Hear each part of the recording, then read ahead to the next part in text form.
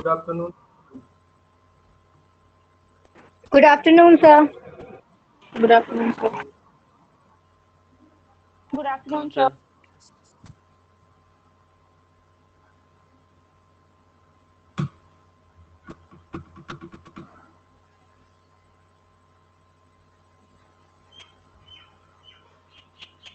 Okay. तो let start किया तो भी सारे बच्चे ने। कल तो मैंने क्लास में बताया था, फिर भी डिस्कस हो रहा था बुक पे कि क्लास है या नहीं है। पता नहीं था।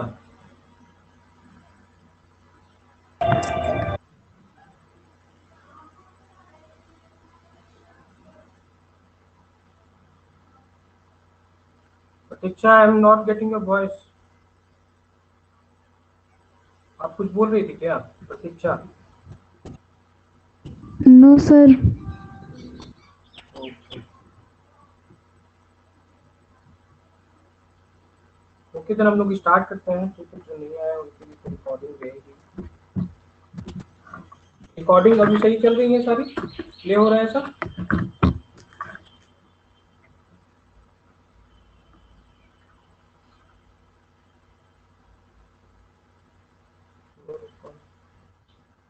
आप लोगों ने किसी ने कल वाली क्लास की रिकॉर्डिंग प्ले करके देखी है, चल रही है? Yes, sir. चल रही है.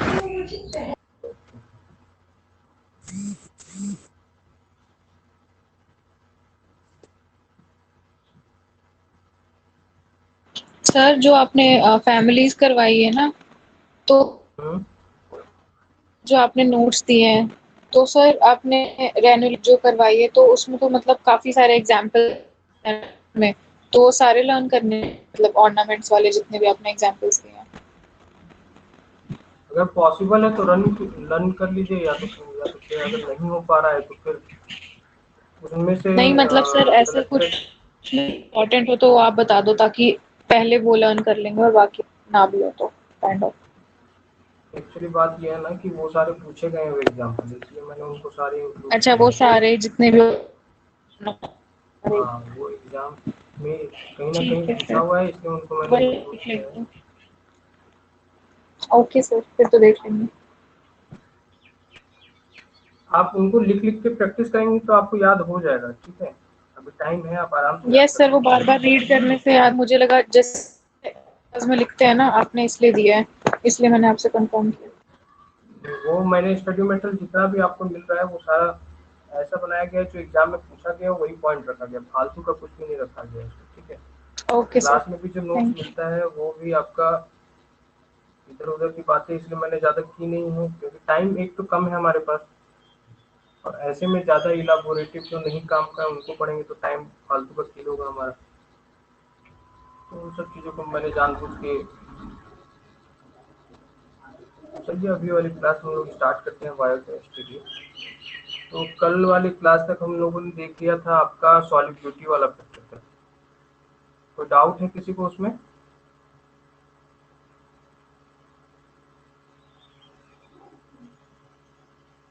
कल की क्लास तक किसी को डाउट नहीं है? तो आज हम लोग प्रोटीन का एक और क्लासिफिकेशन थोड़ा सा हम लोग देख लेंगे। ठीक है, उसके बाद हम लोग प्रोटीन से फिर एंजाइम्स में जाएंगे। ठीक है, तो फिर हमारा यहाँ पे प्रोटीन पूरा और एमिनो एसिड कंप्लीट हो जाएगा, और नेक्स्ट फिर हम लोग स्टार्ट कर पाएंगे हमारा कार्बोहाइड्रेट है और बाकी जो भी मॉलिक्यूल्स मेजर है उनको। प्रोटीन्स क्या है? प्रोटीन्स का क्लासिफिकेशन इसमें। ठीक है, प्रोटीन जो होता है हमें जो देखना है वो दो तरह के प्रोटीन देखना है। एक तो आपका सिंपल प्रोटीन,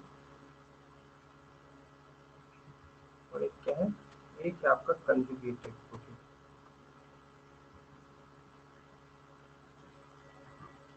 सिंपल क्या होगा, यहाँ पे कोई भी आपका सिर्फ और सिर्फ ओनली प्रोटीन प्रेजेंट होगा, ओनली प्रोटीन प्रेजेंट होगा। और यहाँ पे प्रोटीन प्लस नॉन प्रोटीन होगा। क्या होगा, नन प्रोटीन। नन प्रोटीन कुछ भी हो सकता है, ठीक है, प्रोटीन प्लस नन प्रोटीन। अब नन प्रोटीन कंपोनेंट जो है इसके बेसिस पर फिर क्या है, इसका भी दो टाइप है। एक है आपका एपोप्रोटीन, सर आप थोड़ा सा लाउड बोल सकते हैं? नन प्रोटीन जो है, अभी सही आ रही है आवाज आपको? Yes sir. जो नन प्रोटीन है उसको दो क्लास में फिर बांटा गया, एक आपका एपोप्रोटीन है और दूसरा है आपका कोफैक्टर।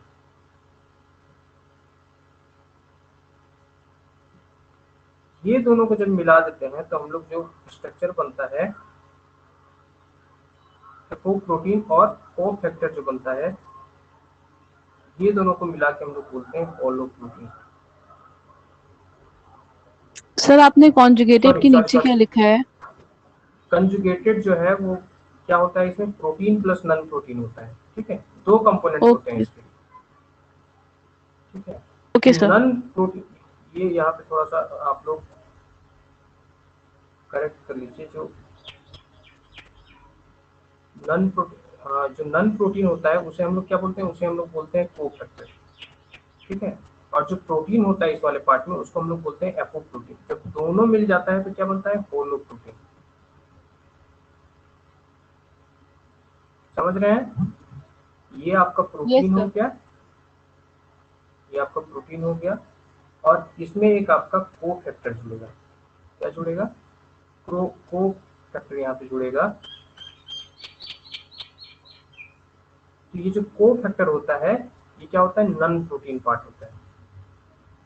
प्रोटीन छोड़ के कोई भी सब्सटेंस हो सकता है, कोई भी मॉलिक्यूल्स ये हो सकता है, ठीक है। तो ये जो नन प्रोटीन पार्ट होता है इसी को हम लोग क्या बोलते हैं, कोफैक्टर बोलते हैं। और ये जो आपका प्रोटीन पार्ट है जब ये कंजुगेटेड फॉर्म में है तो इस वाले पार्ट को हम लोग क्या बोलते हैं, इस वाले पार्ट को क्या बोलते हैं हम लोग, this part is called apoprotein.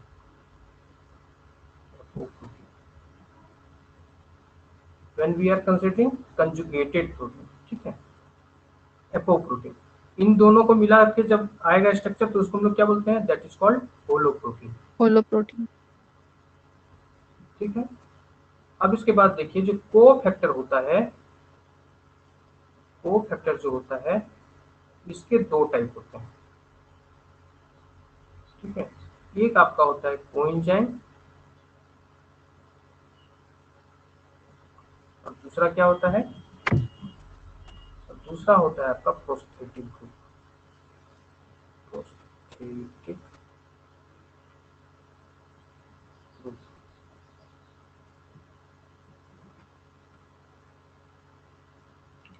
Coenzyme और प्रोस्थेटिक ग्रुप। कोएंजाइम क्या होता है, ये आपका कोई भी ऑर्गेनिक कंपाउंड हो सकता है। जो कोएंजाइम होता है क्या होता है, कोई भी आपका क्या हो सकता है, ये ऑर्गेनिक कंपाउंड हो सकता है, ऑर्गेनिक कंपाउंड हो सकता है,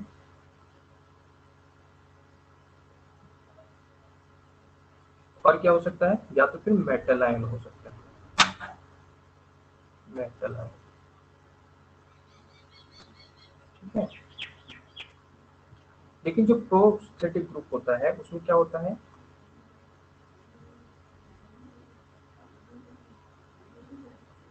किसी को आइडिया प्रोस्थेटिक ग्रुप में क्या होता है,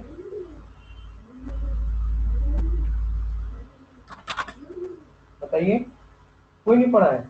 ऑर्गेनिक कंपाउंड, कार्बोहाइड्रेट ये सब होगा ना, lipid carbohydrate. Organic prosthetic part group में होता है क्या होगा, उसमें, हाँ ऑर्गेनिक में। ऑर्गेनिक पार्ट होगा। ऑर्गेनिक पार्ट होगा, लेकिन दोनों में ऑर्गेनिक पार्ट होगा, कोएंजाइम और प्रोस्थेटिक ग्रुप दोनों में। सर नेचर ऑफ बॉन्डिंग अलग होती है, टाइटली और लूजली बाउंड। हाँ हाँ हाँ, दोनों में आपका सेम मॉलिक्यूल हो सकता है, लेकिन यहाँ पे कोएंजाइम में क्या होगा, यहाँ पे ये लूजली बाउंड होगा, loosely bound to the protein.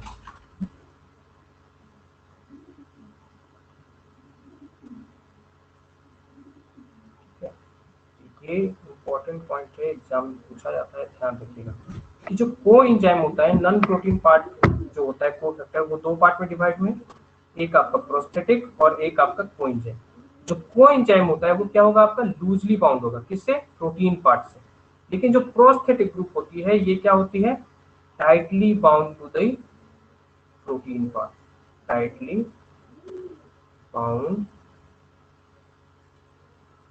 Tightly bounded to the protein part.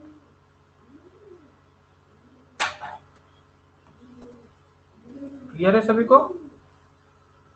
Tightly bound है मतलब यहाँ पे क्या होगा, कोवेलेंट बॉन्ड प्रेजेंट होगा।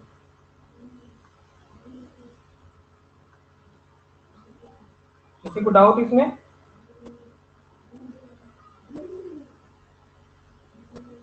बताइए।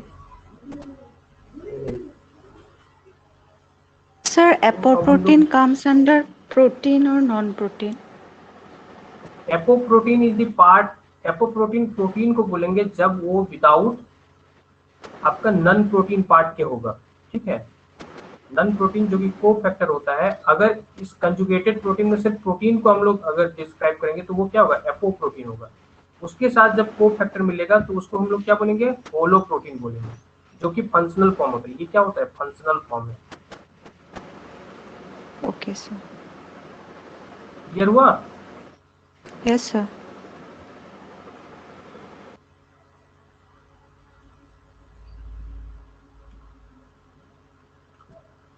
अब कुछ हम लोग एग्जाम्पल देख लेते हैं प्रोटीन्स का, जिसमें कि आपका कुछ मेटल आयन होंगे, कुछ आपके ऑर्गेनिक मॉलिक्यूल्स होंगे, जो कि एग्जाम में पूछा जाता है, ठीक है।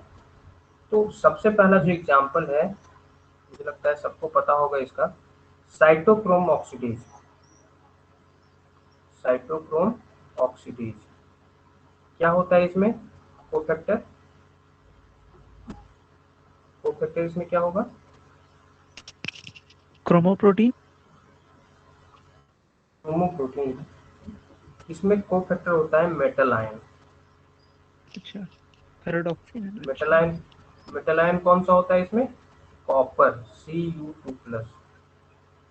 यहाँ पे मैंने अभी कुछ देर ही पहले बताया कि जो को फैक्टर होता है वो क्या होता है आपका, को फैक्टर क्या हो सकता है, को फैक्टर कोई भी नन प्रोटीन पार्ट हो सकता है, ठीक है। और नन प्रोटीन पार्ट में यहाँ ऑर्गेनिक मॉलिक्यूल भी हो सकता है और मेटल आयंस भी हो सकता है, ठीक है। तो ये क्या है, मेटल आयन, ठीक है। क्लियर है गौतम? हाँ भाई, yes sir. Okay. Cytochrome oxidase में कॉपर भी हो सकता है और आयरन भी होता है, ठीक है। दूसरा देख लो, दूसरा जो क्वेश्चन पूछा जाता है वो क्या है आपका, कार्बोनिक एनहाइड्रेज, कार्बोनिक एनहाइड्रेज और अल्कोहल डिहाइड्रोजनेज, अल्कोहल डिहाइड्रोजनेज। दोनों में क्या होगा आपका कोफैक्टर, मेटल आयन। कौन सा metal ion, Zn2+, zinc ion present होगा, जिंक।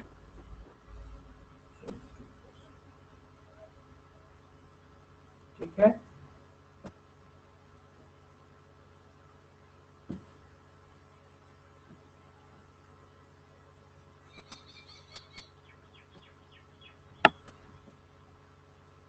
और क्या इंपॉर्टेंट है यहाँ पे, देखिए आपका pyruvate kinase, pyruvate kinase.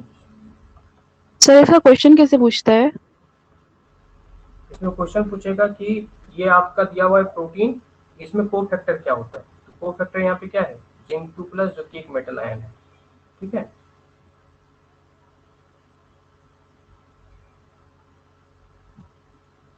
Clear हुआ? क्वेश्चन में लिख हाँ देता सर। हूँ। हाँ। क्वेश्चन आपको पूछेगा कि व्हाट टाइप ऑफ, या तो फिर what cofactor is present in enzyme.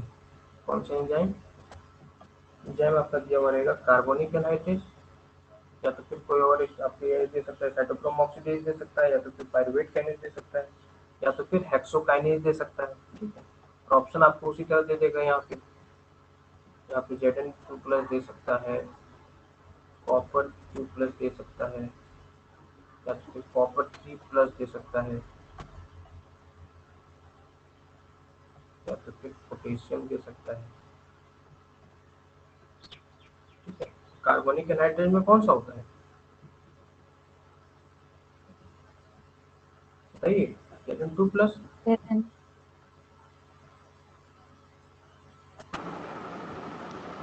Pyruvate kinase में क्या होगा? पोटेशियम।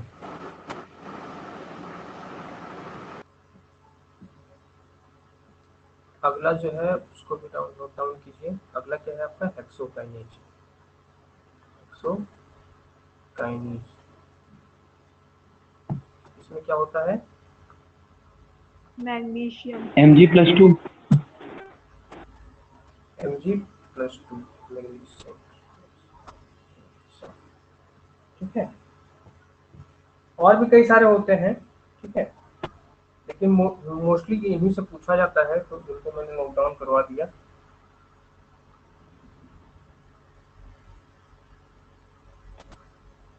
रिपीट कर दें। क्या बोल रहे हैं? जो लास्ट का एग्जाम्पल था ना, फोर्थ हेक्सोकाइनेज। वाला example. Yes sir. Hexokinase, yes. हाँ, उसमें क्या है? Okay okay sir. क्लियर है सभी को ये क्लासिफिकेशन प्रोटीन का?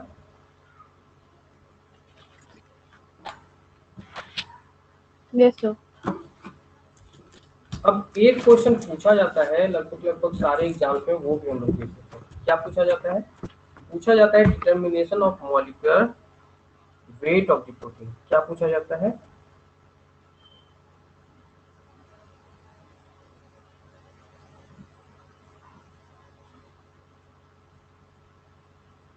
मॉलिक्यूलर वेट ऑफ प्रोटीन, बहुत ही इंपॉर्टेंट क्वेश्चन है, हाईलाइट कर लीजिएगा। ठीक है,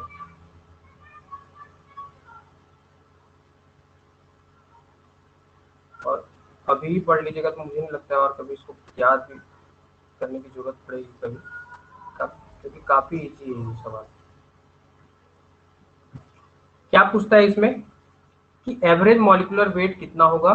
ठीक है, और आपको दे दिया जाएगा कि कितना एमिनो एसिड प्रेजेंट है। तो क्या दिया रहेगा? गिवन नंबर क्या रहेगा आपका? क्या गिवन रहेगा? Number of amino acid. Number of amino acid क्या रहेगा? Amino acid present in protein.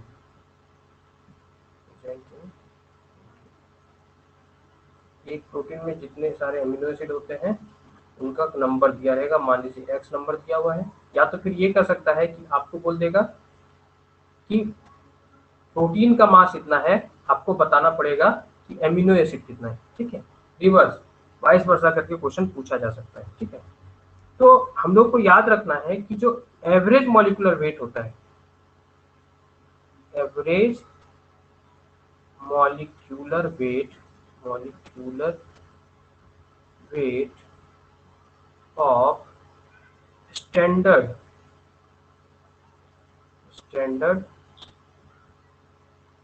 Amino acid, एक स्टैंडर्ड एमिनो एसिड का जो एवरेज मॉलिक्यूलर मास हम लोग लेके चलते हैं वो कितना होता है? अराउंड 120। ठीक है, वेरिएबल हो सकता है, अगर हम लोग सिंगल देखने जाए तो हम लोग को वेरिएबल मिलेगा। ठीक है, लेकिन जब हम लोग सारे एमिनो एसिड को एक साथ लेकर उनका एवरेज निकाले तो हमारे पास 128 डाल्टन का यहाँ पे 128 जो होता है यहाँ पे AMU, ये हमारा आएगा मॉलिक्यूलर वेट। ठीक है, तो जब हमारे पास एवरेज मॉलिक्यूलर वेट है तो हम लोग निकाल सकते हैं प्रोटीन में कितना वेट होगा। मोस्टली यही पता नहीं होता है लोगों को। ठीक है, आप कंफ्यूज इसी में करेंगे कि 128 है। ठीक है, average molecular weight of standard amino acid. लेकिन यहीं पे बात खत्म नहीं होती है। जब हम लोग देखते हैं कि प्रोटीन फॉर्म होता है तो आप लोगों को मैंने बताया था पेप्टाइड बॉन्ड क्रिएट होती है। क्या होता है? पेप्टाइड बॉन्ड फॉर्मेशन होता है। किसके किसके बीच में एन बताइए? टर्मिनल और सी टर्मिनल के बीच में। एन टर्मिनल और सी टर्मिनल के बीच में पेप्टाइड बॉन्ड क्रिएट होगा। वो तो पोलैरिटी होती है प्रोटीन की। पेप्टाइड बॉन्ड किसके किसके बीच में आता है? सर यदि कार्बोक्सिल एमिनो ग्रुप एसिड और अमीनो ग्रुप के बीच में। कार्बोक्सिल ग्रुप और कार्बोनिल ग्रुप है। मतलब कि दो एमिनो एसिड के बीच जो होता है वो पेप्टाइड बॉन्ड होगा और दो एमिनो एसिड एक दूसरे से जुड़ेंगे। ठीक है, यही होता है। यस। ठीक है, लेकिन इसमें एक बात और यहाँ पे ऐड कर लीजिए कि जब ये आप लोगों को अगर याद होगा तो आप लोग बता पाएंगे कि जब पेप्टाइड बॉन्ड फॉर्म हो रहा था तो वो कौन सा प्रोसेस था? डिहाइड्रेशन प्रोसेस था। डिहाइड्रेशन प्रोसेस था मतलब कि क्या था? Removal of water. Removal of water मतलब कि हर एक एमिनो एसिड से एक वाटर मॉलिक्यूल क्या हो रहा था? रिमूव हो रहा था जब भी दो एमिनो एसिड एक साथ आ रहे थे। मतलब कि वाटर का जो मॉलिक्यूलर मास है वो माइनस हो जाएगा। इसमें कितना है वाटर का मॉलिक्यूलर मास? 18। तो 18 जो है वो माइनस कर देंगे हम लोग 128 में, तो कितना आ जाएगा हम लोग का? 128 माइनस 18 इक्वल टू कितना होगा? 110। ठीक है, 110 हम लोग का जब कोई भी पेप्टाइड बॉन्ड में होगा तो वहां पे क्या होगा? आपका उस एमिनो एसिड का वेट कितना हो जाएगा? 110। मतलब कि अब हम लोग के पास अगर दिया हुआ होगा find the molecular weight of find the molecular weight of molecular weight of a protein containing 100 amino acid. तो हम लोग क्या करेंगे? यहाँ पे डायरेक्ट 100 से मल्टीप्लाई किसको कर देंगे? 110। 110 से मल्टीप्लाई कर देंगे 100 को, क्योंकि 100 एमिनो एसिड है। तो कितना आ जाएगा हमारे पास? 1103। इतनी डाल्टन का ये प्रोटीन का मॉलिक्यूलर वेट होगा। ठीक है, क्लियर है सभी को? Yes sir. इसको क्या कर सकता है? इसको घुमा के भी दे सकता है कि आपको दिया हुआ है कि प्रोटीन का जो मॉलिक्यूलर वेट है ये दिया हुआ रहेगा और बोलेगा आपको बताना है एमिनो एसिड कितना है। तो क्या करेंगे हम लोग? इससे डिवाइड कर देंगे 110 को, तो हम लोग को क्या मिल जाएगा? Number of amino acid. Clear है सभी को? सर एक क्वेश्चन था। हाँ बोलो।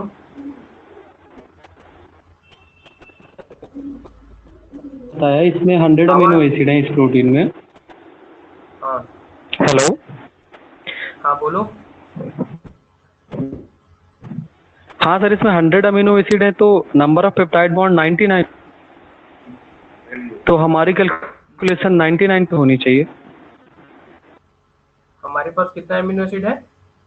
100 एमिनो एसिड है। Yes sir.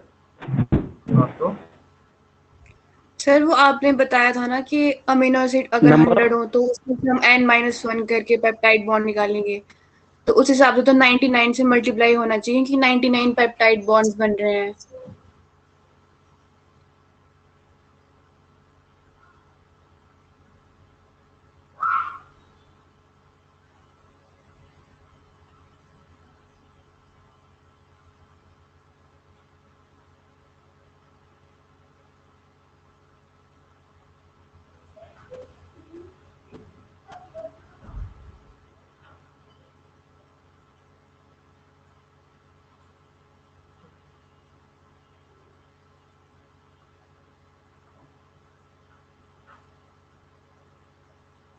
यहाँ से ही एमिनो एसिड वाटर किया। 99 अमीनो एसिड।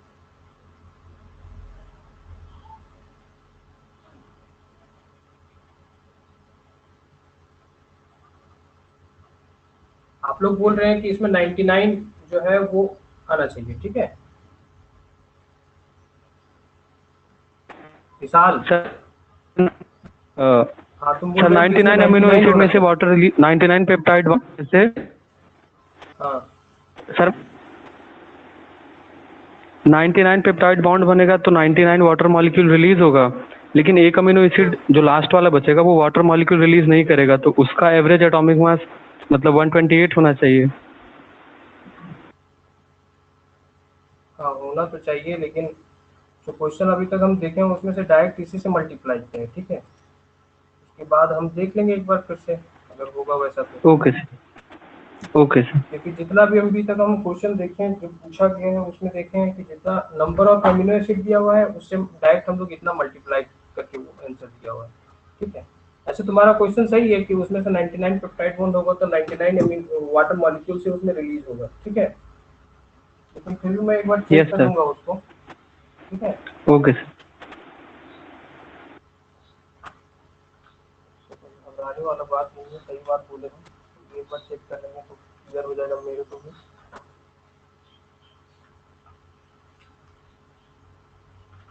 बाकी लोगों को क्लियर है ये? No sir.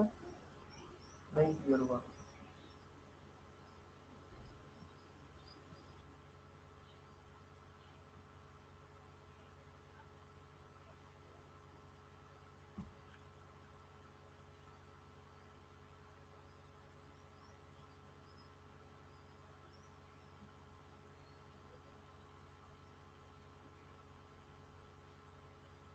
देखो जो कैलकुलेशन अभी भी मैं देख एक क्वेश्चन अभी देखा हूँ या तो बुक में ही दिया हुआ है, उसमें तो 100 में 100 ही माइनस किया हुआ है, ठीक है। आंसर 100 से ही दिया हुआ है, ठीक है। उसके बाद आप लोग भी एक बार देखिएगा, हम भी एक बार देखेंगे। कैलकुलेशन में यहाँ पे 100 ही लिखा हुआ है, या तो फिर जितना नंबर ऑफ एमिनो एसिड है उतना ही नंबर से मल्टीप्लाई किया गया है उसको, हाँ उतना ही है, ठीक है। उसके बाद मैं इसको थोड़ा देख लूंगा, आप भी एक बार देखिएगा। सर ऐसा पॉसिबिलिटी है कि अब उसका मास एज कंपेरेबल बहुत कम है कैलकुलेशन से? नहीं, बात एक्चुअली ये है ना कि इधर से जब एमिनो ग्रुप एक यहाँ पे है तो इस वाले एंड से हमारे पास एक कार्बोक्सिलिक ग्रुप भी है, ठीक है। मुझे लग रहा है उसी उसी रीजन के कारण यहाँ पे टोटल जितना नंबर ऑफ एमिनो एसिड है उतने से ही यहाँ पे मल्टीप्लाई किया गया, लेकिन मैं फिर भी एक बार इसको देखूंगा।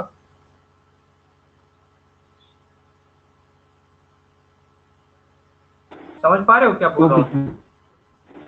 देखो यहाँ पे फिजियोलॉजिक कंडीशन में यहाँ पे क्या होता है, CO माइनस होगा जो C टर्मिनल होगा। Hello, yes sir. तो दोनों इनमें जब आयनाइज फॉर्म में होंगे तो हो सकता है वो कंट्रीब्यूट कर रहा हो कि जो एमिनो एसिड का काउंट है उसी के मल्टीपल यहाँ पे लिया गया है मास को, ठीक है। फिर भी मैं इसको एक बार देखूंगा क्योंकि क्वेश्चन में उतने से ही मल्टीप्लाई किया गया और जो आंसर दिया है या तो फिर जो भी आंसर सही माना गया है यूनिवर्सिटीज के द्वारा वो उतना ही लिया गया है, वो एक कम करके नहीं दिया गया है, ठीक है।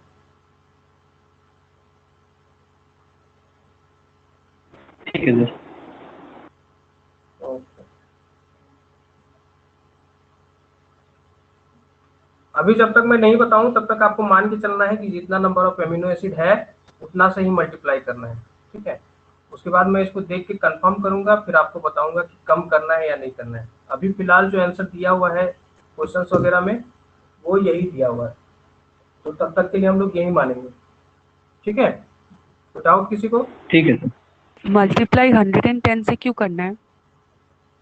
मल्टीप्लाई 110 से इसलिए करना है क्योंकि जो मॉलिक्यूलर वेट का स्टैंडर्ड एमिनो एसिड का जो एवरेज मॉलिक्यूलर मास है वो 128 है, और उसमें से एक पेप्टाइड बॉन्ड, दो एमिनो एसिड के बीच में पेप्टाइड बॉन्ड बनने पर एक वाटर रिमूव हुआ, और वाटर का जो मॉलिक्यूलर मास है वो 18 होता है, तो 128 में से 18 माइनस करेंगे तो 110 आएगा। क्लियर है? ये अभी हाँ कुछ देर सर। पहले ही मैंने आपको बताया।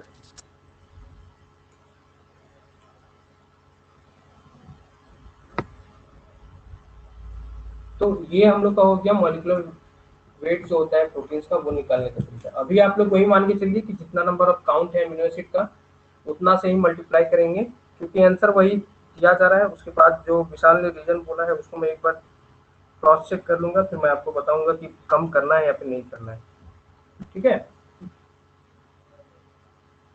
नहीं तो फिर पता चलेगा हम लोग 99 लेके चले, वहां पे आंसर कुछ गलत, वहां 100 लेके माना है, तो फिर हमारे लिए प्रॉब्लम हो जाएगा। ठीक है, तो अगला जो टॉपिक है वो क्या है आपका, denaturation and renaturation of protein. क्या होता है डीनेचुरेशन? सबको पता होगा मेरे ख्याल से डीनेचुरेशन क्या होता है। क्या होता है इसमें, डीनेचर कर जाता है प्रोटीन। डीनेचर मतलब कि loss of activity of protein. क्यों एक्टिविटी लॉस हो जाती है? क्योंकि हम लोग को पता है कि जो प्रोटीन होता है वो क्या होता है, टर्शियरी स्ट्रक्चर होता है। ठीक है, प्रोटीन जो होता है वो टर्शियरी स्ट्रक्चर होता है, और टर्शियरी स्ट्रक्चर में क्या होता है, non covalent bond, covalent bond, hydrogen bond, ये सब इन्वॉल्व होते हैं। डीनेचरेशन में क्या होता है, breaking of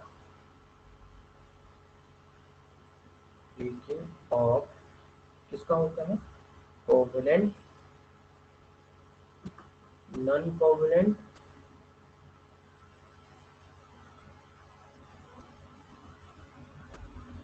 and other type of bonds.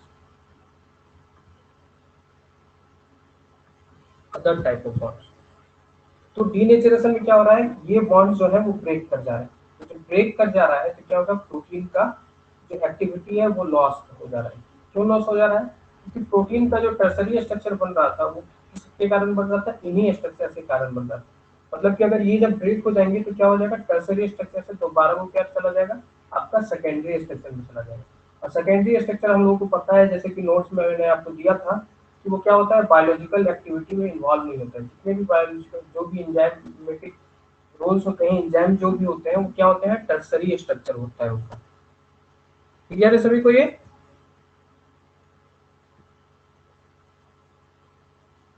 Hello,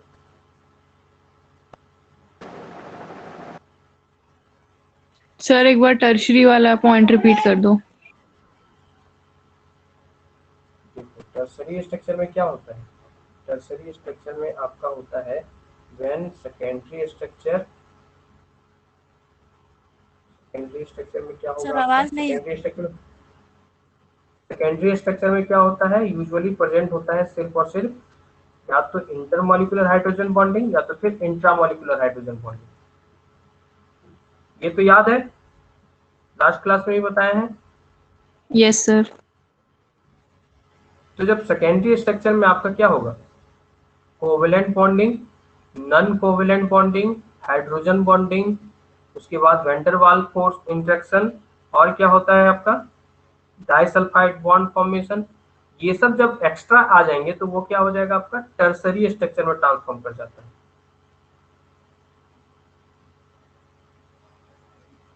non covalent, उसके बाद van der Waals force, van der Waals force, van der Waals interaction, ionic interaction,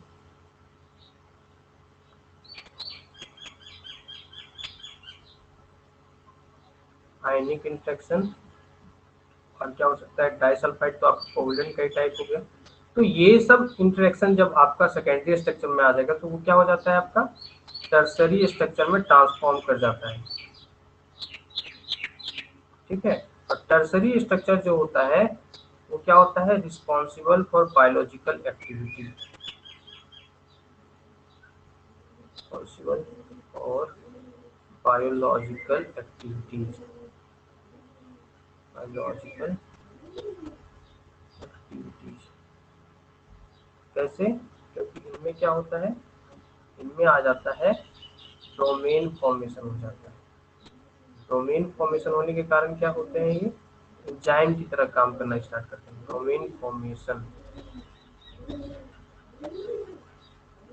किस तरह एक्ट करने लगते हैं, एक्ट लाइक एंजाइम।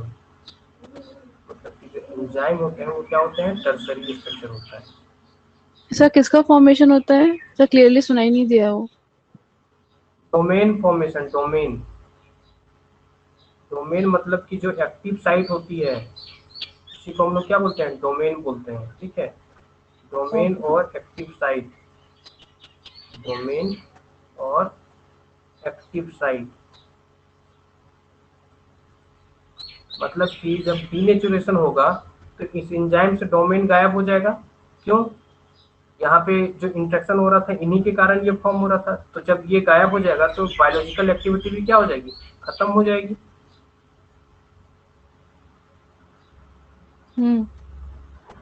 ठीक है, तो इसी को हम लोग क्या बोलते हैं, डीनेचुरेशन बोलते हैं।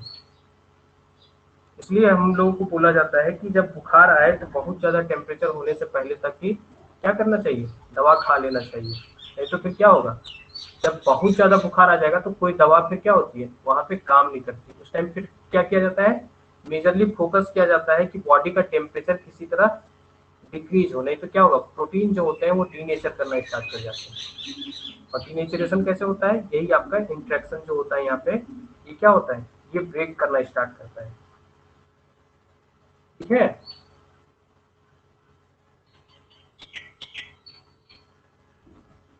क्लियर है सभी को? यस हुआ ये responsible for biological activities and domain formation वाला। क्या ये समझ में नहीं आया? देखो ये टर्सरी स्ट्रक्चर बना, ठीक है, तो ये क्या हो गया, यहाँ डोमेन फॉर्मेशन हुआ। तो डोमेन फॉर्मेशन हुआ मतलब क्या, एक्टिव साइट बना। तो एक्टिव साइट बना तो ये एंजाइम की तरह काम करने लगेगा। और एंजाइम की तरह, एंजाइम जो होता है वही रिस्पॉन्सिबल किसके लिए होता है, बायोलॉजिकल एक्टिविटी। जितने भी हमारे शरीर में केमिकल ट्रांसफॉर्मेशन होते हैं उसमें क्या होता है, एंजाइम इन्वॉल्व होता है।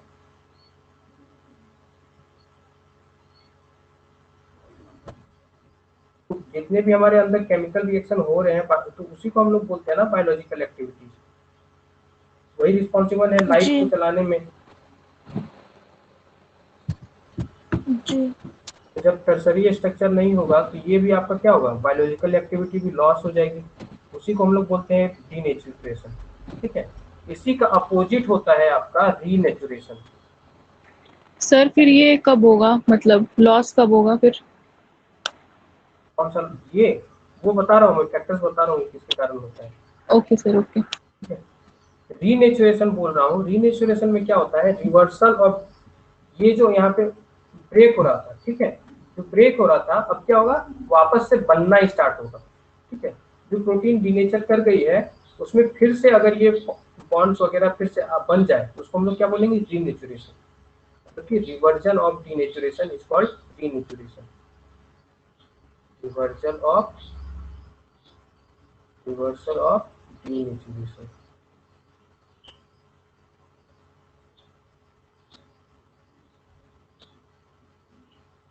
क्या बोलते हैं, रीनेचुरेशन। ठीक है, मतलब कि ऐसा तो होता नहीं है कि अगर किसी को बुखार आ जाए तो आदमी फिर काम करना ही बंद कर देता है। जब फिर से उसका बॉडी जो टेम्परेचर जो होता है वो फिर डिक्रीज होता है, नॉर्मल होता है, तो फिर से हमारा जो एक्टिविटी है बॉडी का वो फिर से नॉर्मल हो जाता है। ठीक है, वहाँ पे क्या हो रहा था, रीनेचुरेशन होता है। लेकिन कुछ कुछ ऐसे प्रोटीन होते हैं जो कि आपका एक बार डीनेचर कर जाए तो फिर से डीनेचर करना पॉसिबल नहीं। जैसे जैसे आपका एग एल्ब्यूमिन हो गया। ठीक है, उसमें क्या करते हैं हम लोग, एक बार बॉईल कर देते हैं तो वो डीनेचर होकर क्या हो जाता है, सॉलिड स्ट्रक्चर में आ जाता है। ठीक है, क्या, egg albumin.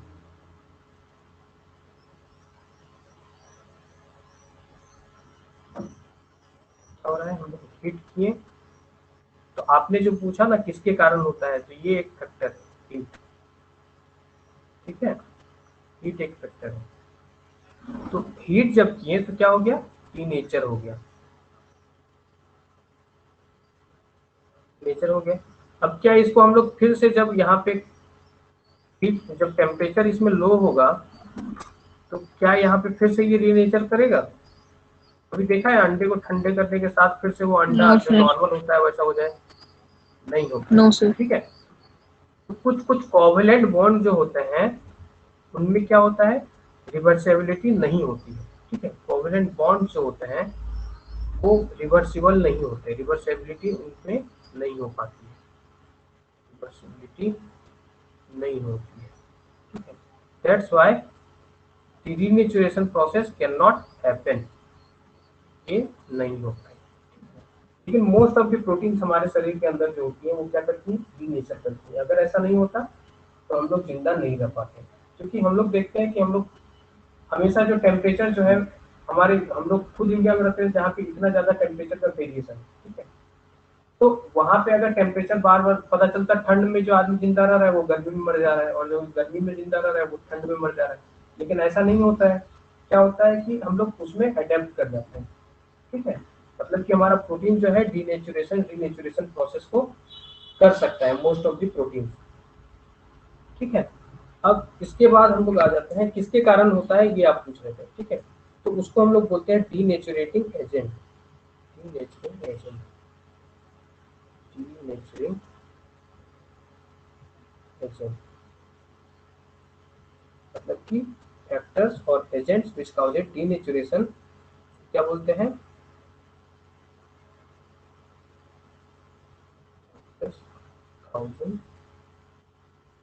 denaturation or denaturing agent.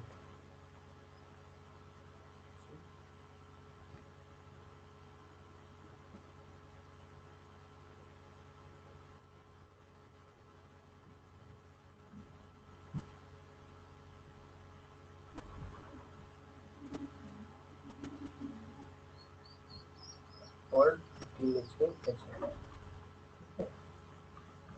क्या क्या होता है इसमें, ये आपका हो सकता है स्ट्रॉन्ग एसिड हो सकता है, स्ट्रॉन्ग एसिड, और बेस हो सकता है, और बेस हो सकता है, और क्या हो सकता है, ऑर्गेनिक सॉल्वेंट हो सकते हैं,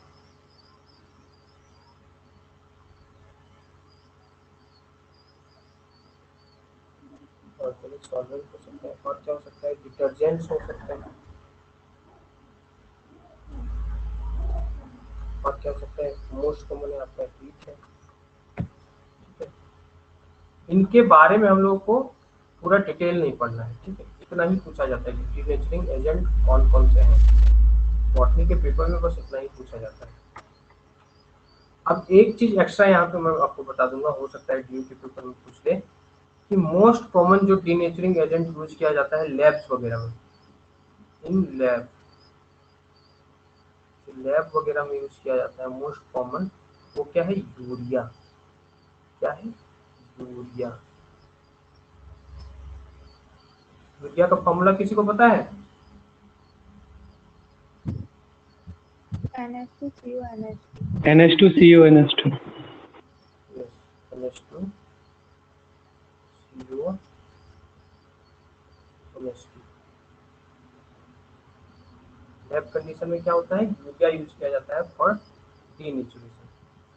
क्लियर है सभी को? कोई डाउट अभी तक? No, sir.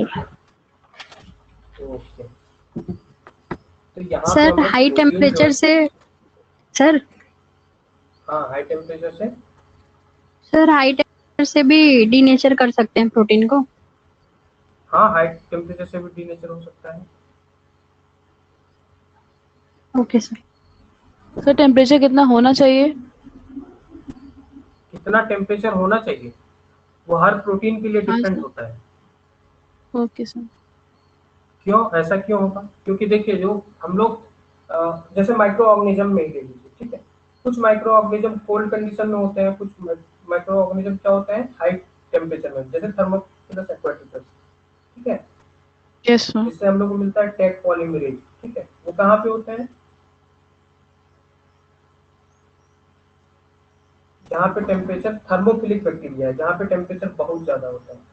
तो जो नॉर्मल बैक्टीरिया जहाँ पे ग्रो नहीं कर पाएंगे जिस टेम्परेचर में, वहां पे वो ग्रो कर रहा है, ठीक है, मतलब उसका वहाँ पे डिनेचरेशन नहीं हो रहा है, उसका डिनेचरेशन उससे भी ज्यादा टेम्परेचर में हो सकता है, या तो फिर उससे अगर उसको कोल्ड क्लाइमेट में लेते आया जाए तो वहाँ पे वो डिनेचर कर जाए। ठीक है, तो जो डिनेचरेशन टेम्परेचर होता है वो सबके लिए अलग अलग है। ठीक है, अभी हम लोग आगे देखेंगे। ठीक है, जो इंजाइम्स जब हम लोग पढ़ेंगे तो वहाँ पे हम लोग देखेंगे। अभी इंजाइम हम लोग स्टार्ट करने वाले हैं, तो इंजाइम एक फैक्टर जो कंट्रोल करता है इंजाइम एक्टिविटी को, तो वहाँ पे हम लोग देखेंगे। ठीक है, ओके सर। ओके, तो यहाँ पे जो प्रोटीन वाला पार्ट है यहाँ पे खत्म होता है।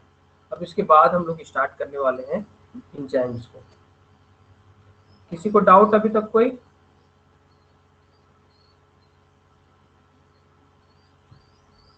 बताओ, नहीं डाउट है? No sir. इंजाइम्स में हम लोग, ओके, तब इंजाइम स्टार्ट करते हैं। ठीक है, इंजाइम्स क्या होते हैं? Enzymes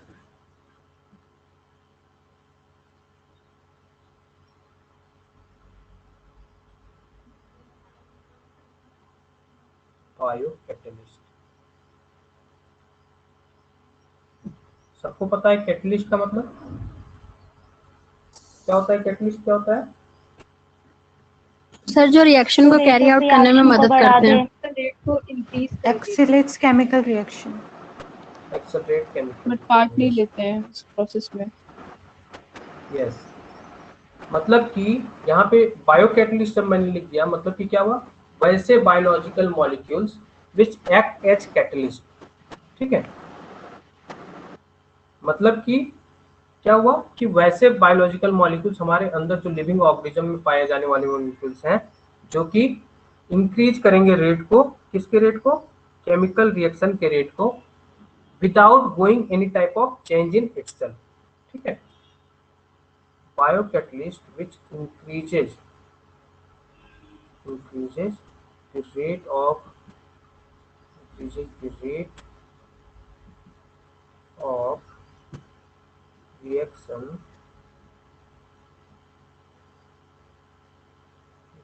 the rate of reaction, without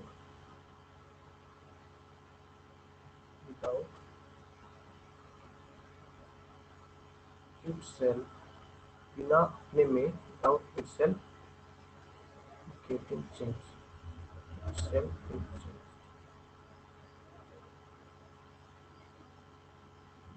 in overall process।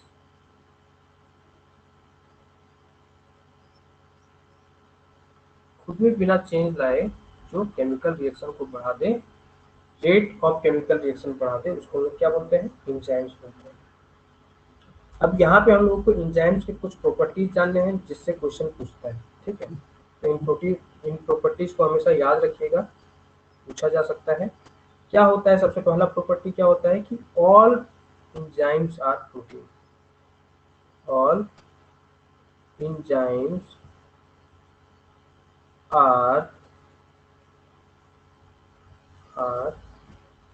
protein, except ribozyme. few।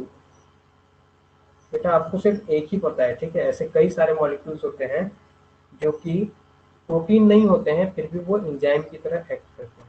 ठीक है, इसमें कि एक एग्जांपल जो मोस्ट कॉमन है वो क्या है? राइबोजाइम।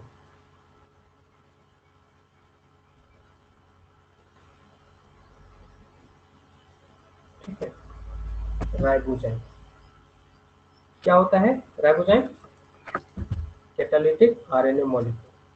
क्या होता है? Catalytic RNA molecule.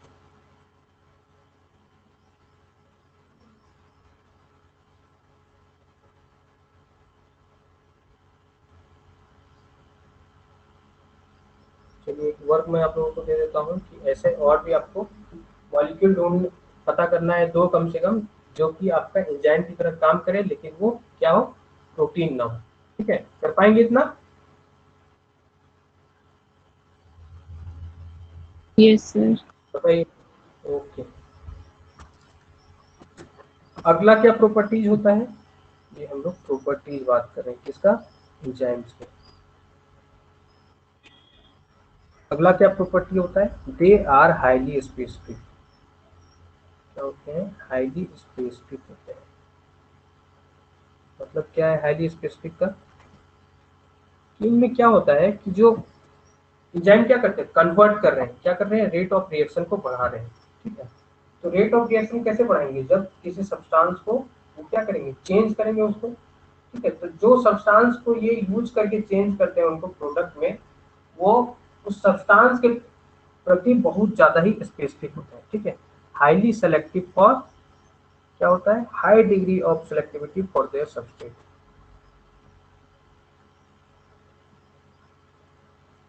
Highly selective for their substrate.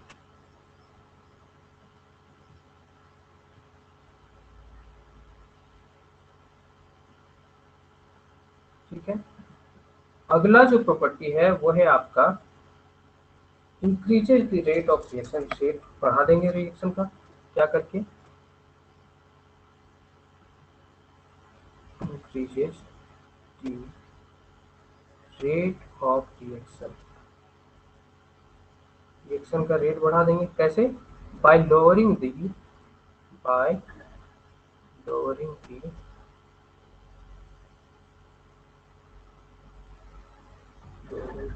Activation energy. Activation energy को कम करके क्या करेंगे, रेट ऑफ रिएक्शन बढ़ा देंगे। कितनों को पता है एक्टिवेशन एनर्जी क्या होती है,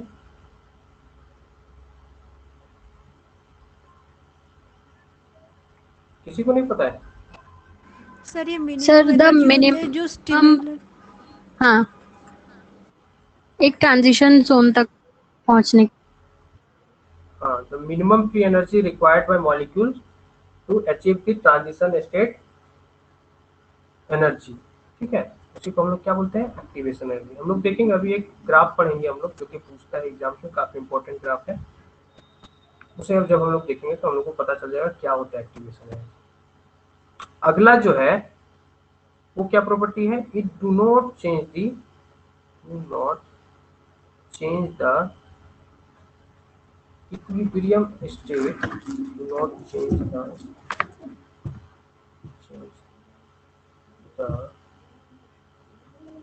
equilibrium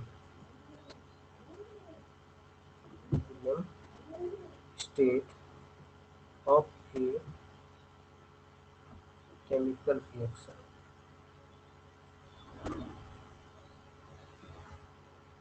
केमिकल रिएक्शन होता है, उसका इक्विलिब्रियम जो स्टेट है वो चेंज नहीं करता है। ये क्या चेंज करता है, it changes only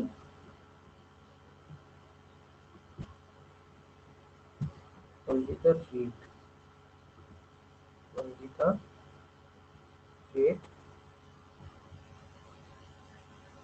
at which equilibrium is achieved, at which equilibrium is achieved।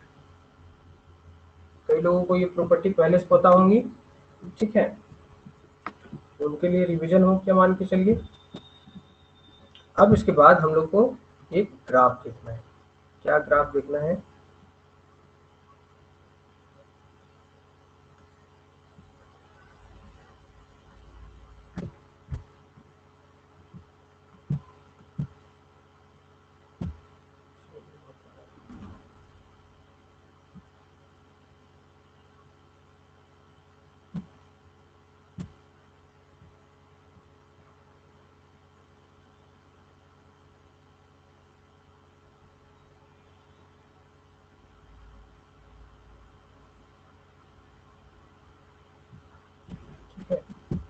ये हमें देखना है फ्री एनर्जी और रिएक्शन के बीच में। इस वाई एक्सिस में क्या होती है, यहाँ पे फ्री एनर्जी। फ्री एनर्जी को हम लोग किससे डिनोट करते हैं, डेल्टा जी से, फ्री एनर्जी। ठीक है, फ्री एनर्जी हम लोग डिनोट करते हैं डेल्टा जी से। और ये हमारा रिएक्शन कितना प्रोग्रेस किया है उसको हम लोग दिखाएंगे इस डायरेक्शन से। एक्स एक्सिस में रिएक्शन का प्रोग्रेस रेट हम लोग दिखाएंगे। तो मान लीजिए सबका क्या होता है, कोई भी अगर सब्सटेंस लेंगे तो उसका certain amount of free energy पहले से होगा, कुछ एनर्जी उसका पहले से होगा। अब उस एनर्जी से अगर उसे ट्रांसफॉर्म करना है प्रोडक्ट में तो उसे सर्टेन अमाउंट ऑफ एनर्जी चाहिए होता है, ठीक है। उसी को हम लोग बोलते हैं एक्टिवेशन एनर्जी। तो ये जो है ये क्या है आपका सबस्ट्रेट है, क्या है सबस्ट्रेट है।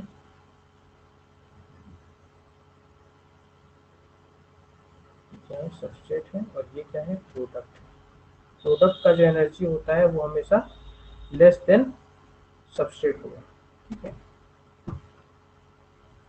तो ये आपका हो गया सबस्ट्रेट और ये आपका हो गया प्रोडक्ट और ये आपका क्या हो गया, ये आपका हो गया एक्टिवेशन एनर्जी।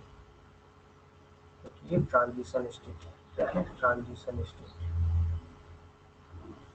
ट्रांजिशन स्टेट, ठीक है। और जो केमिकल रिएक्शन होती है उसको अगर मान लें ये आपका एंजाइम है, ये आपका सबस्ट्रेट है, तो सबसे पहले आपका क्या होगा, सबसे पहले आपका होगा एंजाइम सबस्ट्रेट कॉम्प्लेक्स फॉर्मेशन, जिसको हम लोग बोलते हैं ट्रांजिशन स्टेट। और फिर ये क्या बन जाता है एंजाइम प्लस प्रोडक्ट, ठीक है। एंजाइम में कोई चेंज नहीं हुआ, जबकि सबस्ट्रेट क्या बन गया आपका प्रोडक्ट बन गया।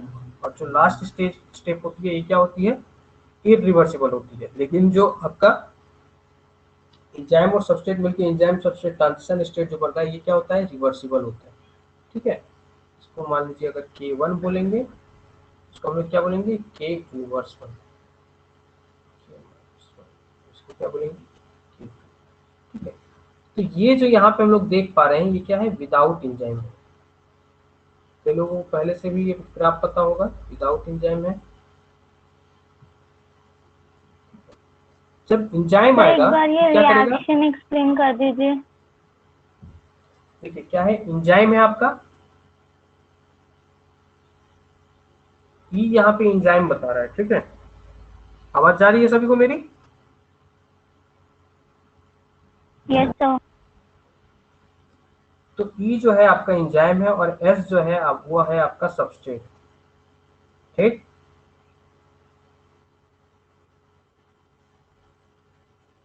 सुनाई पड़ रहा है आपको? Yes sir. तो एस आपका सबस्ट्रेट है।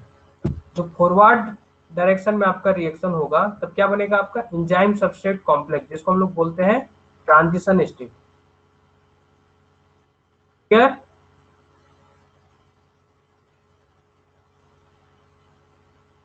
और इस वाले रिएक्शन के लिए फॉरवर्ड रिएक्शन के लिए इसका जो रेट कांस्टेंट होता है उसको हमने बोला K1, ठीक। अब ट्रांजिशन स्टेट से क्या होगा आपका एंजाइम प्लस प्रोडक्ट बनेगा। और इस वाले रिएक्शन के लिए ये जो सेकेंड स्टेप हो रहा है आपका, सेकेंड स्टेप जो हो रहा है ये क्या होता है इरिवर्सिबल होता है। और इसके लिए रेट कांस्टेंट जो होती है वो क्या होती है K2, K2, K3, K4 आप कुछ भी मान सकते हैं, लेकिन हम लोग मान के चल रहे हैं कि जब फर्स्ट स्टेप है ये आपका सेकेंड स्टेप है तो K2 लिया हमने। अब यहाँ पे आप देखिए जो एंजाइम सबस्ट्रेट जो है ये क्या होगा यहाँ पे बना। अब क्या होगा अगर यहाँ पे फेवरेबल यहाँ पे प्रोडक्ट नहीं बन रहा है, ठीक है, प्रोडक्ट की एनर्जी अगर जो है वो सबस्ट्रेट से कम नहीं हो रही है तो क्या करेगा वो यहाँ आने के बाद वो फर्दर उधर नहीं जाएगा, ठीक है, यहीं से ये वापस चला जाएगा फिर से। अगर फेवरेबल कंडीशन नहीं है तो ये वापस रिवर्स हो सकता है। तो इसी रिवर्स को क्या किया हमने जब रिवर्स होता था तो क्या लिखते थे 1/k, या तो फिर इसको क्या लिखा जा सकता है K inverse 1, K minus 1, K minus 1। तो उसी को हमने यहाँ पे K माइनस 1 लिखा, ठीक है। Yes sir. ओके, तो यहाँ पे हम लोगों ने देखा जब विदाउट एंजाइम है आपका, विदाउट एंजाइम जब है तो ट्रांजिशन स्टेट का जो एक्टिवेशन एनर्जी है वो इतना अमाउंट, ठीक है। लेकिन जब एंजाइम आएगा तो क्या होगा ये ट्रांजिशन स्टेट की जो एक्टिवेशन एनर्जी होती है उसे वो डिक्रीज कर देगा, कैसे डिक्रीज कर देगा आप लोग सभी लोग के घर में कुकर होगा, प्रेशर कुकर। क्या होता है उसमें, खाना जब हम लोग डालते हैं बनाने के लिए, तो जो नॉर्मल हम लोग बनाते हैं उसमें भी हम लोग वही जो मटेरियल्स हैं वही डालते हैं, खाना भी लास्ट में जो बनता है वही बनता है। लेकिन जब मान लीजिए एक खुले बर्तन में हम लोग खाना बना रहे हैं और एक प्रेशर कुकर में खाना बना रहे हैं, ठीक है, तो वहां पे क्या डिक्रीज हो जाता है, टाइम इंटरवल, जो खाना बनने का जो टाइम इंटरवल है उसमें क्या आ जाएगा, डिफरेंस आ जाएगा। तो जो इंजाइम है वो भी उसी तरह प्रेशर कुकर की तरह काम करता है। क्या करता है वो, जो वहां पे क्या है, जो जैसे प्रेशर कुकर में क्या होता था, वाटर मॉलिक्यूल जो होते थे सब्सटेंस के, जो खाना जो हम लोग पका रहे हैं उसमें जो वाटर मॉलिक्यूल होगा वो उसे क्या करता है, सर्टेन अमाउंट ऑफ हीट में इतना हीट उसको कर देता है कि वो क्या करता है, अपना मॉलिक्यूलर वाइब्रेशन के साथ मैच करने लगता है, जो कि आपका माइक्रोवेव में होता है। तो वहां पे क्या होगा, वहां पे एक तो आपका प्रेशर मिलता है और आपका हीट भी मिलता है। तो जब दोनों फैक्टर वहां पे काम करते हैं तो खाना जल्दी पक जाता है, ठीक है। तो इंजाइम भी कुछ उसी तरह से यूज करता है। जब मॉलिक्यूल जब अपना क्या करेंगे, जो उनका जो पार्टिकुलर फ्री एनर्जी होता है उससे क्या करेगा, उसको वाइब्रेशन मोड इतना उसको लेते आएगा ताकि वो जल्दी से जल्दी प्रोडक्ट में बन सके। मतलब कि मॉलिक्यूल्स के वाइब्रेशन फ्री एनर्जी को यूज करके जो ये जो एनर्जी है उसको वो कंपनसेट कर देता है। समझ में आ रहा है सभी को? Hello. Yes sir. Yes sir. तो यहाँ पे भी इंजाइम का रोल यहाँ पे हम लोगों को पता चल गया। क्या करेगा वो, फ्री एनर्जी ऑफ जो आपका सबस्ट्रेट है उसे यूज करके क्या करेगा, एक्टिवेशन एनर्जी को डिक्रीज कर देगा, ठीक है। तो this is without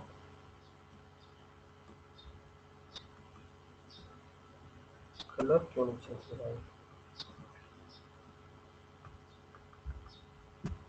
this is without enzyme and this is with enzyme, this is without with enzyme and this is जो पहला लाइन बना हुआ है आपका वो क्या है, आपका विदाउट इंजाइम, और जो सेकेंड लाइन बना है वो क्या है आपका विथ इंजाइम। पहला में आप विदाउट इंजाइम, सर आपने क्या लिखा है ये? कौन सा, ये फर्स्ट वाला, नो सर, इससे नीचे। ये विदाउट इंजाइम है। सर विदाउट एंजाइम से ये नीचे लिखा है कर। With enzyme, okay sir. With enzyme, with enzyme.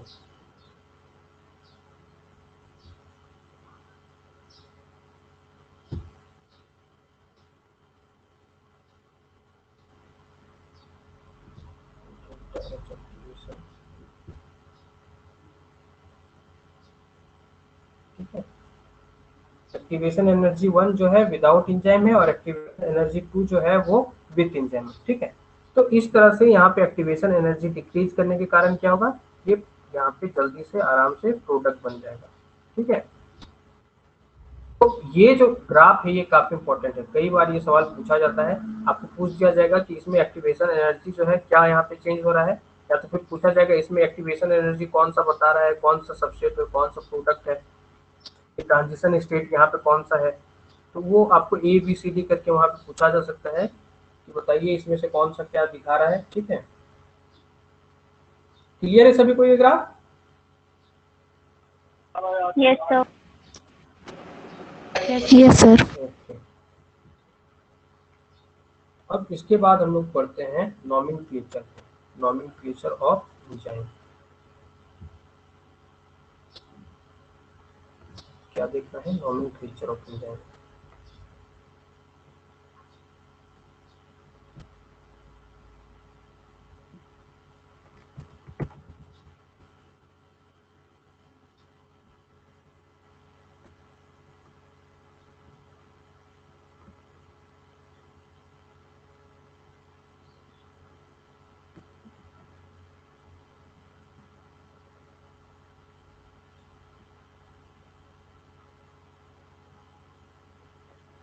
Nature of enzymes.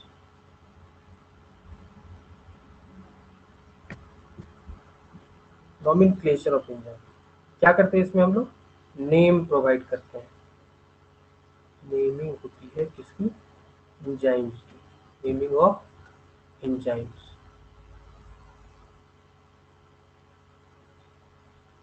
तो बताएगा क्यों जरूरत पड़ी नेम करने की।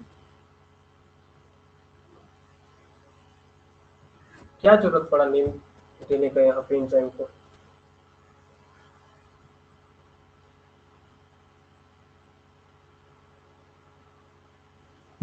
सर एक्टिविटी के हिसाब से। एक्टिविटी के वो तो नेमिंग हम लोग करते हैं, लेकिन क्यों जरूरत पड़ा वो?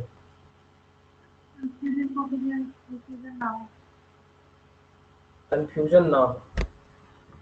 क्या कंफ्यूजन पहले क्रिएट हो रहा था? पहले क्या था कि जो भी एंजाइम था, हाँ बोलिए क्या बोल रहे हैं, बोलिए, कोई कुछ बोल रहा था।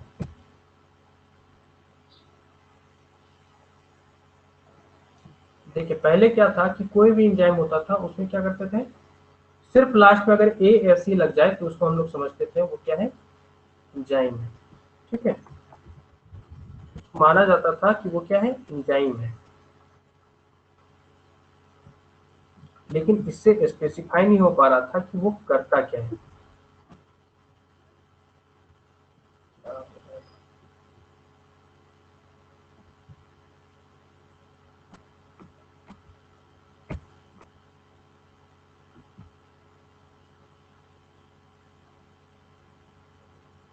As, ending of every enzyme, हर एंजाइम के एंड में, एवरी एंजाइम नेम में क्या था, एज लगा होता था।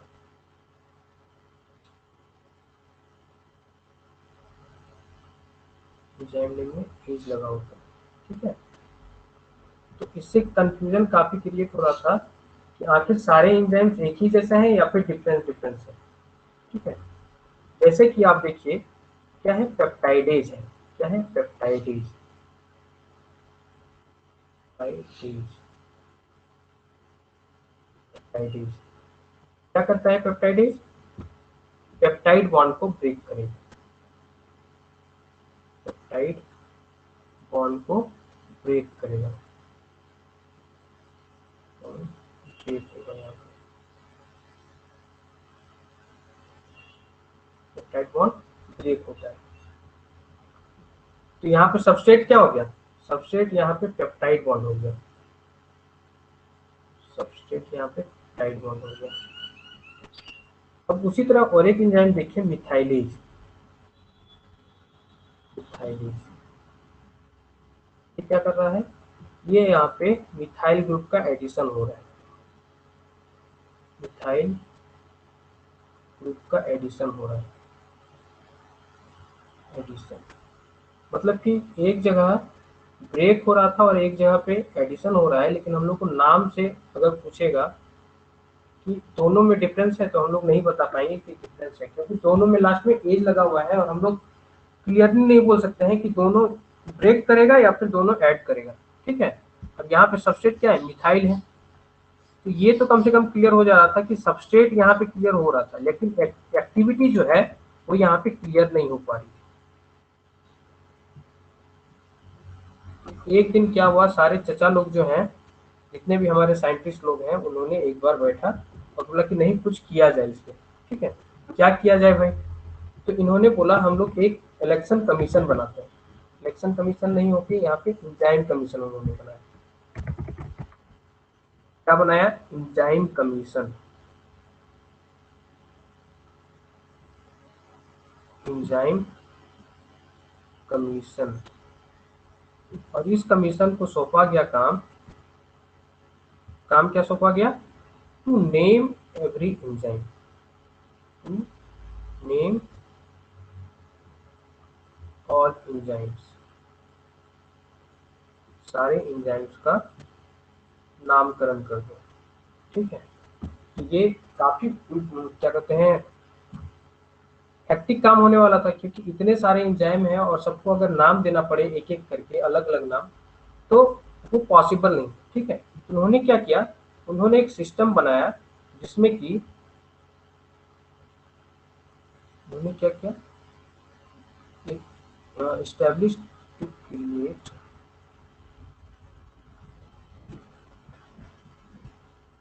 उन्होंने क्या बनाया, एक सिस्टम बनाया। ठीक है, इसी एंजाइम कमीशन को, इसी के, ये जो एंजाइम कमीशन है इसको शॉर्ट में क्या बोलते हैं, ईसी बोलते हैं, ईसी बोलते हैं। ठीक है, EC, EC मतलब क्या हुआ, एंजाइम कमीशन। इन्होंने क्या किया, इन्होंने 4 लेटर यूज किया, ठीक है। क्या किया इन्होंने,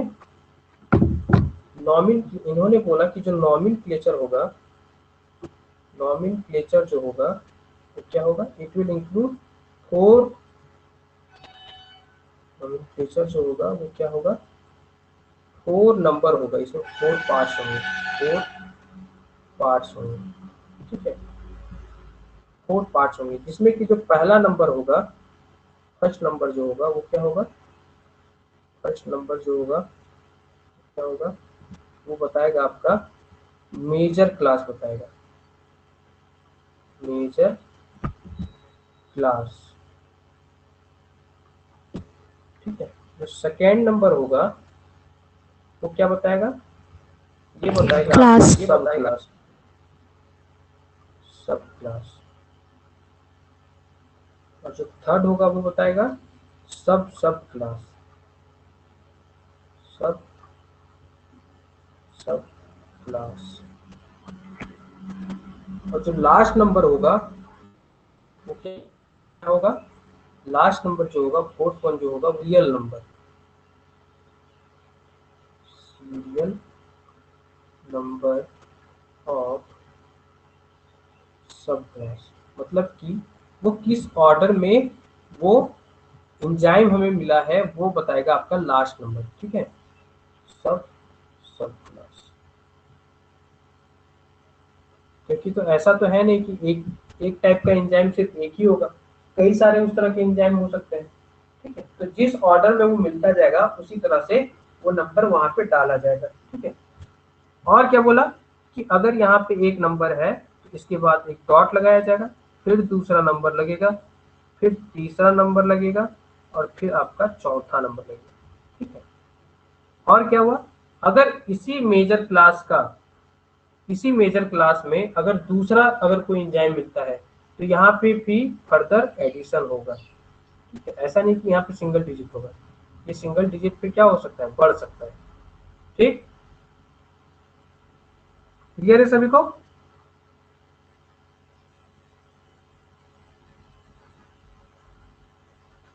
आवाज जा रही है सभी को मेरी? Yes sir, clear. Yes sir. Yes sir. Okay, तो अब क्या हुआ, हम लोग को जो पढ़ना है यहाँ पे, हम लोग को यहाँ पे जो पढ़ना है वो सिर्फ हम लोग को मेजर क्लास के बारे में पढ़ना है, ठीक है। हम लोगों को सिर्फ मेजर क्लास के बारे में पढ़ना है, मेजर क्लास के बारे में। तो मेजर क्लास जो है वो टोटल कितने हैं, टोटल जो मेजर क्लास है वो टोटल 6 है। कितने हैं, 6 मेजर क्लास है, 6 मेजर क्लास। क्या क्या है, सबसे पहले है आपका ऑक्सीडो रिडक्टेज, ऑक्सीडो रिडक्टेज।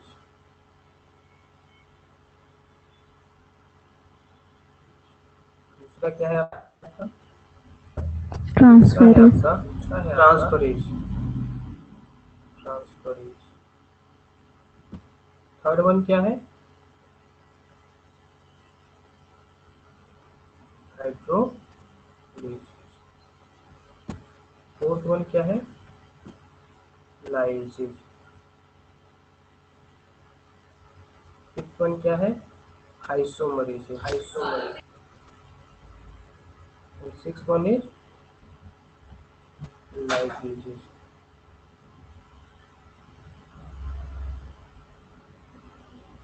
अब कई लोगों को क्या होता है कि ये नाम तो पता होते हैं, ठीक है, लेकिन ये नहीं पता होता है कि फर्स्ट नंबर में कौन सा है, थर्ड नंबर में कौन सा है और फोर्थ नंबर में कौन सा है, ठीक है।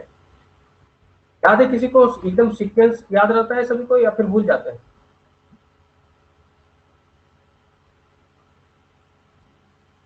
सभी को याद रहता है sequence? No sir. No sir, बता दो सर ट्रिक। यही है कि डीटीएच घर में लगाइए और इनाम ले जाइए। ओटीएच लगाओ, क्या लगाना है सर घर पे? घर पे डीटीएच लगाना है, ठीक है। O से ऑक्सीडो रिडक्टेज, लेकिन यहाँ पे DTS नहीं, यहाँ पे OTS लगाएंगे हम लोग। Oxidoreductase, transferases, hydrolases, lyases, isomerases and ligases. ठीक है, अब कंफ्यूजन यहाँ पे ये होगा कि पहले लाइजेज होता है या फिर पहले लाइगेजेज होता है। ठीक है, तो हमेशा याद रखना है पहले कोई चीज बनानी है या पहले कोई चीज तोड़नी होती है। पहले जब तक दो चीज तोड़ोगे नहीं, क्योंकि एंजाइम का काम क्या है, तोड़ने का। ठीक है, एंजाइम और सबस्ट्रेट दोनों आके जुड़ेंगे तब जाके प्रोडक्ट बनेगा। ठीक है, तो पहले हम लोग को क्या करना है, यहाँ पे तोड़ना है, मतलब कि लाइजेज पहले आएगा और फिर एंजाइम आएगा तो फिर उसको क्या करेगा, जोड़ देगा। ठीक है, याद रहेगा सभी को। OTS लगाओ, इनाम ले जाओ।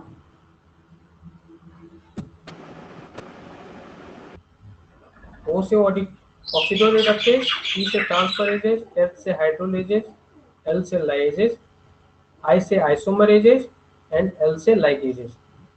ठीक है,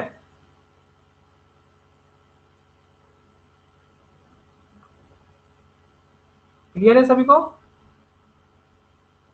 yes sir. Yes, sir. Oxido reductase का काम क्या होता है?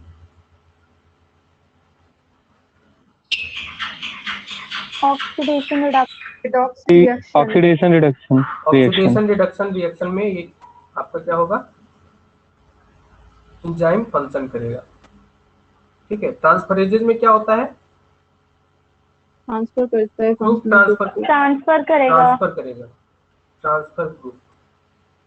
Transfer group from one group to another. ठीक है, one molecule to another. Hydrolysis क्या करेगा, Hydrolyze. हाइड्रोलाइज कराएगा। हाइड्रोलाइज मतलब क्या होता है, एडिशन ऑफ वाटर करेगा, Addition of water. Addition of water करेगा, जिसके कारण क्या होगा, मॉलिक्यूल क्या हो जाएगा, ब्रेक हो जाएगा।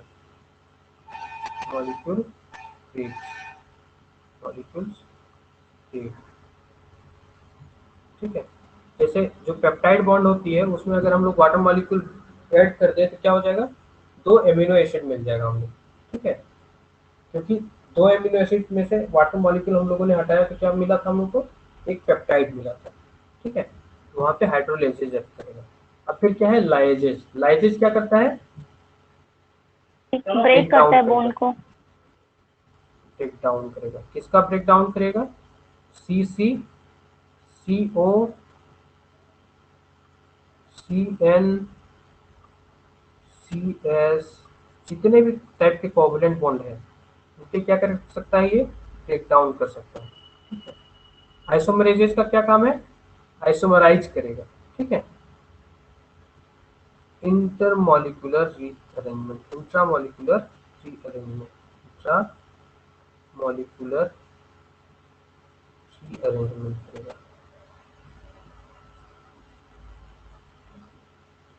ठीक, लाइगेज गेजेस का क्या होगा, ये क्या करेगा, यहाँ पे तोड़ रहा था तो यहाँ पे क्या करेगा, बॉन्ड फॉर्मेशन।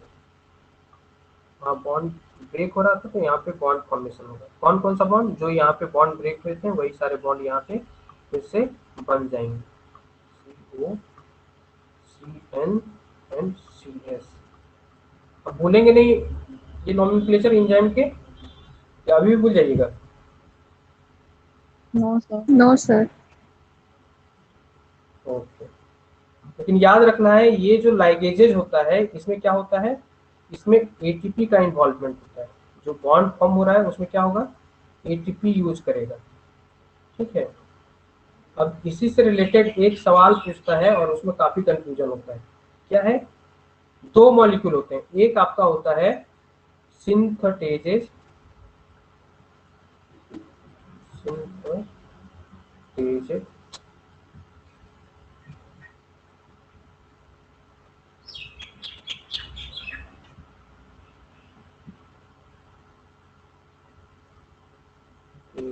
और एक होता है सिंथेसिस।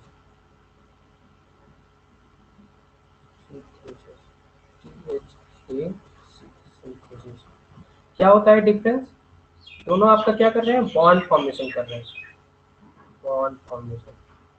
बॉन्ड फॉर्मेशन मतलब सिंथेसिस हो रही है, ये बॉन्ड फॉर्मेशन और सिंथेसिस, इसमें भी बॉन्ड फॉर्मेशन और सर ये पहले वाला सिन है या SYT है? SYN हो गई ये। Okay sir.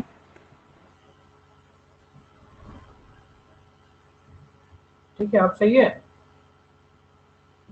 Yes sir.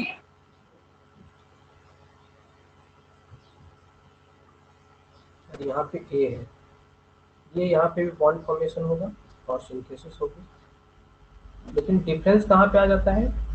Difference यहाँ पे आता है कि यहाँ पे जो है, यहाँ पे न्यूक्लियोटाइड ट्राइफॉस्फेट का यहाँ पे यूज होगा NTP, जैसे कि आपका ATP हो गया और GTP हो गया, लेकिन यहाँ पे किसी भी तरह का यहाँ पे NTP का यूज नहीं होता है। Do not use NTP, do not uses NTP,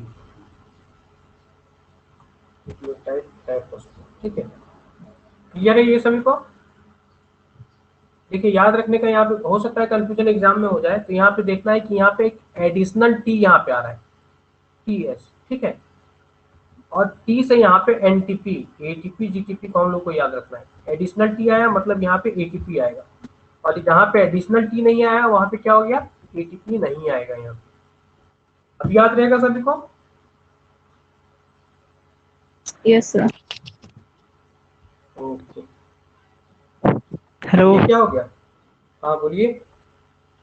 sir, ये जो दोनों सिंथेटेज और सिंथेज है ये क्लास 6 में ही आएगी, मतलब एंजाइम के की अलग अलग है? नहीं, ये आपका क्लास 6 में नहीं आएगा। क्यों? क्योंकि यहाँ पे एटीपी का यूज नहीं हो रहा है, और वहां पे साफ साफ बोला गया है कि लाइगेज जो भी होगा वो क्या होगा? बॉन्ड फॉर्मेशन करेगा, लेकिन वहां पे एटीपी का यूज होगा। लेकिन यहाँ पे सिंथेसिस जो है, यहाँ पे एटीपी का यूज नहीं हो रहा है। बॉन्ड तो फॉर्म हो रही है, लेकिन यहाँ पे एटीपी का यूज नहीं होगा। तो सर सिंथेज का क्लास क्या होगा सर? सिंथेज का क्लास क्या होगा? सिंथेज का क्लास आपका एक्चुअली नॉर्मल कहीं यहाँ पर हम पे, देखे थे सिंथेज का क्लास लाइजेज में डाला गया था, तो वो तो ब्रेक डाउन करता है ना सर? हाँ ब्रेक डाउन करता है वो। तो मतलब कहीं पर शायद देखे थे हम, वो सिंथेज को शायद लाइजेज में डाला था, तो हमको कंफ्यूजन था कि मतलब सिंस वो लाइजेज का प्रॉपर्टी है ब्रेक डाउन करना और सिंथेज का प्रॉपर्टी है बनाना, तो कैसे?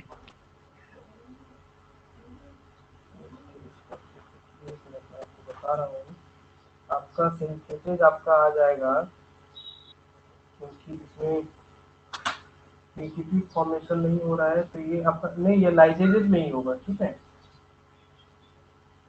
सिंथेसिस जो है आपका लाइजेज, ये जो लाइजेज है इसी के अंदर आता है।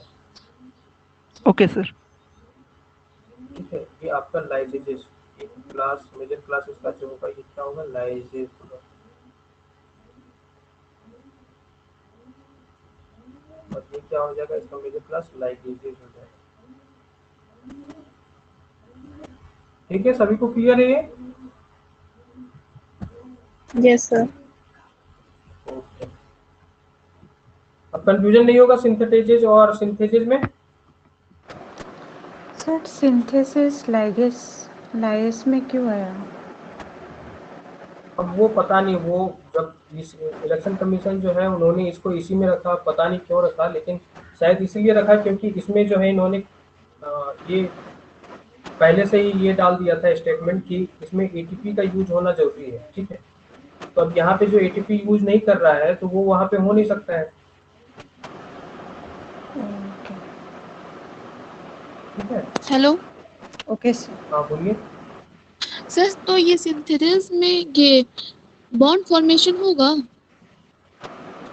बॉन्ड फॉर्मेशन होगा तब वो क्या होता है? देखिए जो लाइजेज होते हैं, ठीक है, लाइजेज जो क्लास है, ठीक है, जो लाइजेज क्लास है वो क्या करता है आपका? वो करता है आपका जो बॉन्ड जो होता है वो क्या करता है? Breaking of C C. एक मिनट, यहाँ पे आप लिख लीजिए, इसको कंफ्यूजन ये कर रहा है। जो लाइजेज होता है,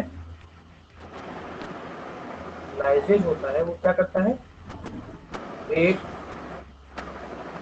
कार्बन कार्बन ये तो मैं आपको बता ही चुका हूँ, carbon carbon carbon nitrogen carbon sulphur. साथ ही साथ ये और क्या करता है,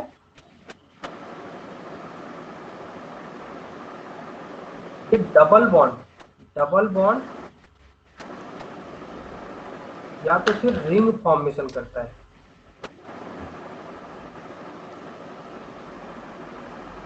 ठीक है, तो ये जब सिंथेसिस जब होता है, सिंथेसिस जो होगा वो क्या करेगा, या तो फिर डबल बॉन्ड फॉर्मेशन में इन्वॉल्व होगा या तो फिर रिंग फॉर्मेशन में इन्वॉल्व होगा।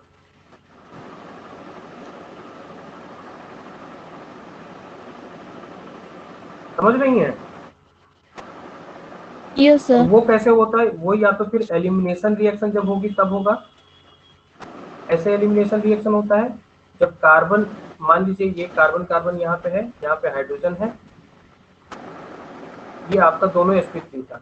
अगर यहाँ से एलिमिनेशन दो एक हाइड्रोजन मॉलिक्यूल का हो जाए, क्या होगा, यहाँ पे डबल बॉन्ड आ जाएगा, यानी कि अल्केन से अल्कीन का सिंथेसिस हुआ। यहाँ पे क्या होगा, ये सिंथेसिस होगा। क्लियर हुआ अभी? Yes sir. तो जब ये होगा तो यहाँ पे क्या हो जाएगा, सिंथेसिस आ जाएगी। ओके गौतम, तुम्हारा भी क्लियर हुआ डाउट? Yes sir. ओके ठीक है, तो यहाँ पे हम लोग देख लिए नॉमेनक्लेचर। अब इसके बाद हम लोग को देखना रह गया है, उसके बाद हम लोग देखेंगे जो एंजाइम में और जो हमारे टॉपिक बचे हुए हैं। ठीक है, कि मैकेनिज्म ऑफ एक्शन कैसे काम करता है आपका, और फैक्टर्स जो आपका कंट्रोल करते हैं एंजाइम एक्टिविटी को। ठीक है, तो हाफ एन आवर के बाद हम लोग मिलते हैं और फिर स्टार्ट करते हैं उसको। ठीक है, ओके सर। ओके।